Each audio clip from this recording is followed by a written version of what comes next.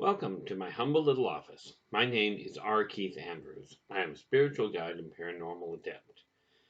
And today on the journey, let's just continue on, shall we? As we said, when we were talking yesterday, like we told you, we're getting things organized. Now, if you look at the shelf behind me, we've got another one gone. Now, what that's going to be used for, at least the way it stands right now, is these funny little figures I've showed you some of before. Yes, we have the same ones within reach because we haven't moved them around. But these, as we get them sorted out, are going to be, as we get them painted, are going to end up sitting over there. Now, I don't know what else is going on the shelf yet. But again, this boils down to one very simple thing. How do you get to where you desire to be and go through it one step at a time? Now, remember, success can only be attained by you. You're the only one that can be successful for you. Doesn't matter what anybody else tells you, quite honestly. They can tell you this is what you need to do. Prime example, if you're told you've got to quit smoking because you'll get cancer, well, there's a whole lot of arguments around that, but here's the reality. Unless you do it for you, the doctors can tell you you don't want to, that you've got to quit.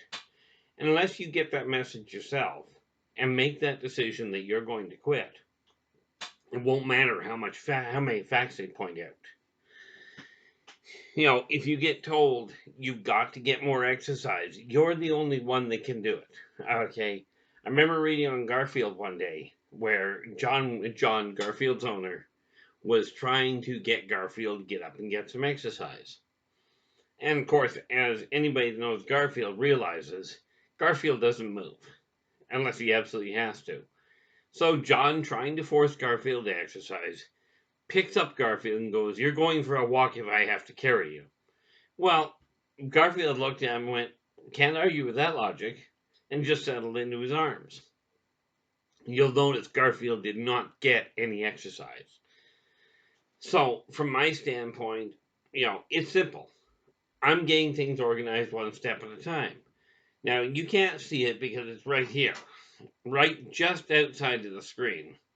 I've just picked up a new computer. Now, they're not a new computer, a new printer. The reality is, I was told they're plug and play. They are not. Don't kid yourself on that one. So, it's going to take me a few days to actually get the thing working, but what the heck. Sorry, the other coffee cup's up front, so we work with this one. Primary thing is it's still got coffee. So, get things organized, get the idea in your head of what you desire. Okay, now, where do we go from here? Once you know where you're heading, well, think of it this way. The belief is, and think of this if you feel this works for you. The state of your house or of your primary working place is reflective of the way your mind is working. Now, if that's the case, by extrapolation, the state of your mind will also be affected by the state of your house. Okay, now think of the practical side of it. If your house is really cluttered, okay, and this will make sense to the people that have changed, and may make sense to those that have been in places that have changed. If your house is really cluttered, you won't rest properly. You won't tend to relax properly. You just stay really wound up a lot of the time. I used to be a phenomenal pack rat. The stuff that you're seeing, even over on this shelf over here, you'll see there's a bunch of stuff still sitting there. Kind of like the weights down the bottom left corner. Obviously, it would be an idea for me to get a little bit of exercise. So I did the right thing. I picked up some weights. Now, I've had them for years, and I've been seeing in other places. But, over there, they won't do a thing for me. But if you think of it this way, okay, if it is true that your mind and your primary living areas or working areas are reflective of each other, which is easier, straightening out your mind or straightening out the physical clutter around you? Now, from practical experience, I can tell you straightening out the physical clutter is a rather critical issue. Now, where is it? Right here. See, I don't like moving a lot, especially when I'm attached to this thing. But this is another one of those little things where I put all my information together. Okay? This is believe in yourself and follow your dreams. These are the same tools that I personally use, okay, for me to get my life in order. Now, I'm not perfect by any means, okay, but I can tell you a couple of very important factors. Okay, now if you want to learn more about that particular book, oh, did it again. It is right now. I should start this off, and one of these days I'll get it right. But what the heck? Right to me. Right now, according to my computer, it is what 7:38 in the morning. Okay, it's funny. I'm wearing glasses, can't see a dang thing with them on. Anyway, 7:30 in the morning. Well, 7:38 in the morning. And today is what? That's an excellent question. Keep everything in hand. Here we are. It is March 10th.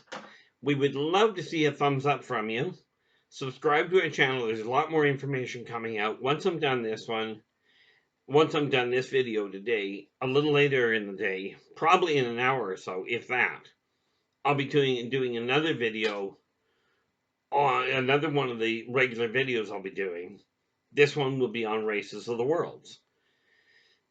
Again, these are simply goals that I personally put together for me.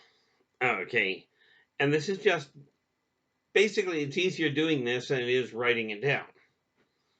Okay. Now, one of the biggest things that I have found works remarkably. Now, understand, I'm very reclusive. Okay.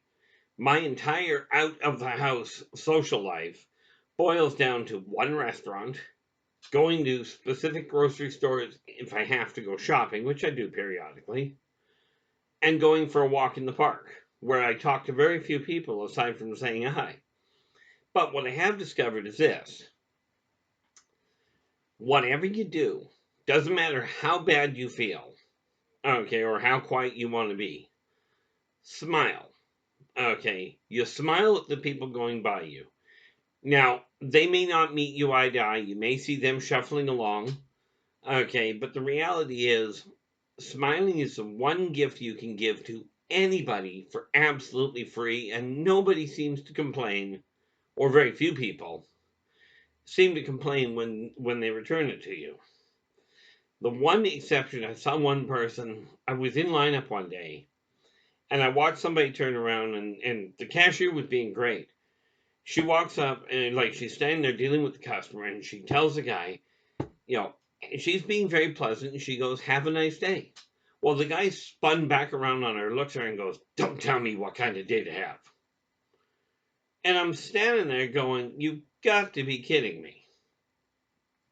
Does it really take that much effort?" Now, we've got a staggering number of people out there claiming to be spiritual guides, and I kid you not, I'm listening to these people, whether they're running mainstream religions, whether they're doing this, what they call New Age, which, by the way, is older than modern religion. Doesn't matter what they call it, but they say, follow me, pay attention to what I'm doing, because, I'm guiding you in a better light, and yet they are extremely judgmental on the whole. You'll find a lot of them are very judgmental, very, quite frankly, very controlling. Now, here's the reality for me. I've always billed myself as a spiritual guide. I am not perfect. I will tell you, I have very definitive boundaries that I personally have. There are topics I just will not enter into, and I've discussed those in a couple of prior videos along this journey. It's okay for you to have boundaries. Okay, just be clear with what they are so that people don't accidentally overstep them. It's kind of like I prefer knowing what somebody's phobia is if I'm dealing with them, simply because I don't like accidentally triggering them. So here I am, again. I have no idea what's going on with this, but this is just one day at a time. I don't even know how I got started on this side of it, but what the heck. And that's always a nice word. 2 layers long, very short. But it does feel airspace. Worst thing on a video, dead air. Absolutely dead air. Now, the comical part of it, of life itself, is people put so much stress on themselves trying to find a way of fitting in. Okay, fitting in with society. Well, here's the trick to fitting in with society. Okay, and it became very, very obvious from my standpoint. Okay, the trick to fitting in with society is take a look at the laws that are listed, follow the laws of the land in which you are. If the law doesn't say you have to wear a dress suit, don't worry about it. Lord knows the gods don't care what you're wearing. They really do. Now, I'm going to pause this for half a second because it's either there or I'm going to sneeze right on camera, and I don't want to do that.